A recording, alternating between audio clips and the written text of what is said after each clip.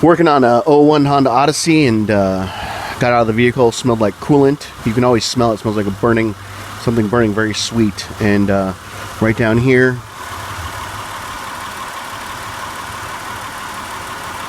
radiator split on the top. It's actually cracked. It's cracked right there. Yep. So this radiator is going to need to be replaced. So the way I found this is I actually turned on the vehicle.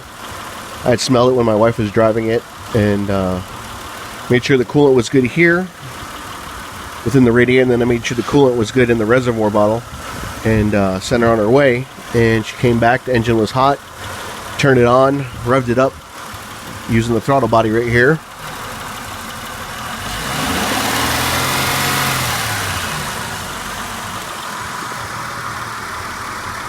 Held that for a little bit. Alright, so it's not always this easy to find.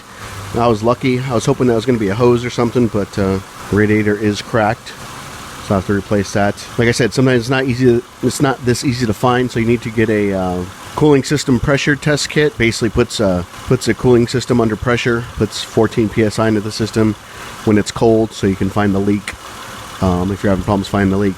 If you don't see it anywhere coming out of a hose or a radiator, sometimes it can be internal, or sometimes it's the intake and it's filling up the valley on an engine, so just keep that in mind as well. So what I'm attempting to do, I'm trying to seal this cracked radiator up on the plastic part. I got a drill and a steel wire brush, and I basically cut into the plastic a little bit, exposing some of the rougher surface, giving the plastic welder a place to bite onto, if you will. With this black plastic welder, you want to mix up equal parts of the two epoxies. Just get yourself a paper plate, because whatever you put this onto, it's gonna stick there permanently too. So I was just using a paper plate so I could throw it away later. Mix them up equally, and you can use a tongue depressor, or what do you call it, like a lollipop stick. I'm just using a piece of paper to mix it all up. Once it's all mixed up and you have a nice even color to it, I went ahead and I applied it to the top of the radiator. In the end, it actually did not stop the leak 100%. It just slowed it down. So if you were in a pinch, you didn't have the money to do this, or you're out in the desert, or you just needed to get by for a couple days, you could use this. But this only works if it's on the plastic part. So a lot of these radiators, where the aluminum and the plastic meet, it'll leak. It'll actually start leaking at that seam. So this wouldn't work for that type of situation.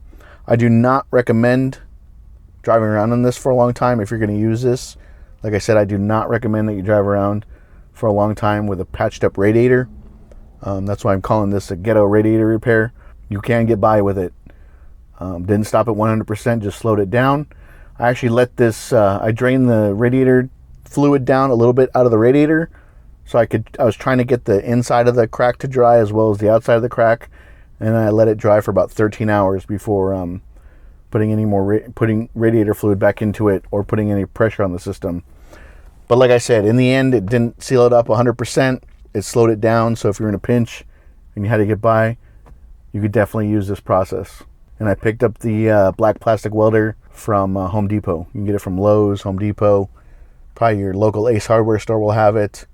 Any type of those hardware stores will carry this stuff. But the likelihood of finding a crack that easy is kind of tough.